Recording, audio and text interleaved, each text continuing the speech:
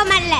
நாம் பேச தொடங்கும் போது மற்றவர் குரல்கள் அடங்குவதுதான் தலைமைத்துவம் என்ற வரிகளுக்கு எடுத்துக்காட்டாய் கம்பீரமாக கர்ஜிக்க காத்திருக்கும் நம் செந்தமிழர் சீமான் ஐயா அவர்கள் முன் கிங் மேக்கர் காமராஜர் ஐயாவை பற்றி பேச வந்துள்ள நான் அவரின் குட்டி தொண்டர் மேகாஸ்ரீ. அனைவருக்கும் வணக்கம். நான் முதல்வரானால் அதை செய்வேன் இதை செய்வேன் என்று வாக்குறுதிகளை அள்ளி வீசிய தலைவர் அல்ல காமராஜர். தான் முதல்வரானதற்கு பிறகு அவர் கல்விக்கு ஆற்றிய பணிகள் அளப்பரியது.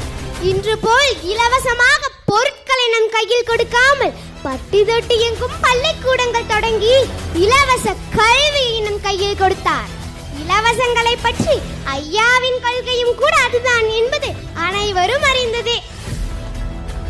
பள்ளி சீருடை மதிய உணவு தந்தால் தான் படிக்க வருவேன் என்றால் அதையும் செய்கிறேன் என்று கல்விக்கு எது எது தடையாக இருந்ததோ அத்துணையும் தகர்த்தெறிந்தார் நம் கல்வி தந்தை. பணப்பையை பார்க்காமல் மக்களின் இறைப்பையை பார்த்த காமராஜருக்கு மத்தியில் இன்று பணப்பையை பெற்றுக்கொண்டு மதிய உணவு தருகிறோம் என்று பெருமையாக சொல்லிக் கொள்கிறார்கள் சில தனியார் பள்ளிகள்.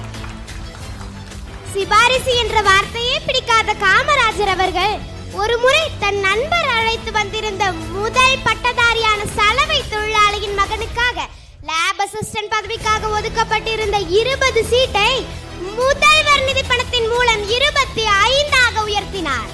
தான் உதவியதற்கு காரணம் தன் நண்பர் அழைத்து வந்தார் என்பதற்காக அல்ல.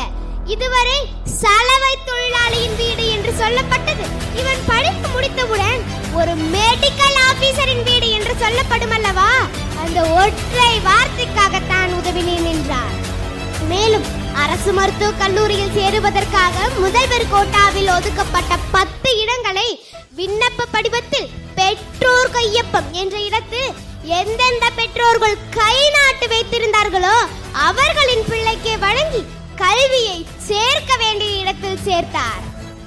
கை நாட்டுக்காக வேலை கொடுத்த காமராஜர் காலம் போய் இன்று சிபாரிசு என்ற பெயரில் கையூட்டுகள் நடந்து கொண்டிருக்கிறது என்று சொல்கிறார்கள்.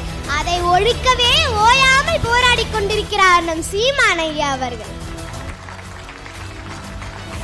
நாட்டில் விவசாயத்தை பெருக்குவதற்காக பல நீர்த்தேக்க திட்டங்களை கொண்டு வந்து 12 முக்கிய அணைகளை கட்டி நாட்டில் நிலவளத்தையும் நீர்வளத்தையும் பெருக்கிறார் நம் காமராஜர் அவர்கள்.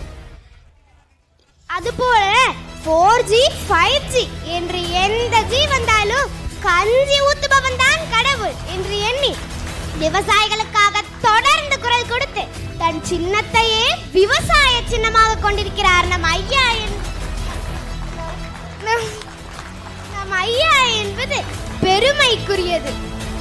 கிராமங்கள் தோறும் மின்சார இணைப்பு கொடுத்து அதில் இந்தியாவிலேயே தமிழகத்தை முதன்மையிடம் பெற செய்தார் காமராஜர் ஐயா.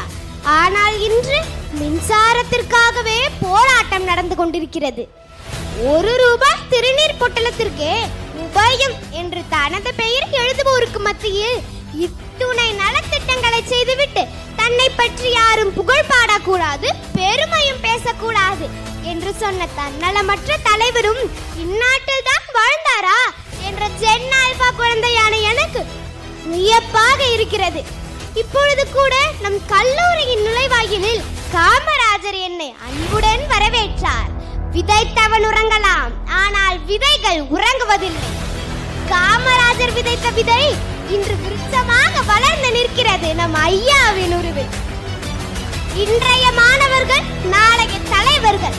இன்றைய தலைவரான நீங்கள் பசி, பஞ்சம், லஞ்சம், ஊழல், கொலை, கொள்ளை, அடக்குமுறை, ஒடுக்குமுறை, பெண்ணடிமைத்தனம், மது, மதபோது எதுவுமே இல்லாத தூய தமிழகத்தை படைக்க விரும்பினீர்கள்.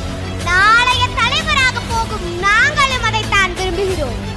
காமராஜரின் வழியில் அனைவரும் ஒன்றிணைவோம், வெற்றி நடை போடுவோம், உலகை ஆள்வோம், காமராஜர் ஆட்சியின் பொற்காலத்தை மீண்டும் உருவாக்குவோம் என்று கூறி எனக்கு வாய்ப்பளித்த கல்லூரி நிர்வாகத்திற்கு நன்றிகளை தெரிவித்துக் கொண்டு விடைபெறுகிறேன். நன்றி, வணக்கம்.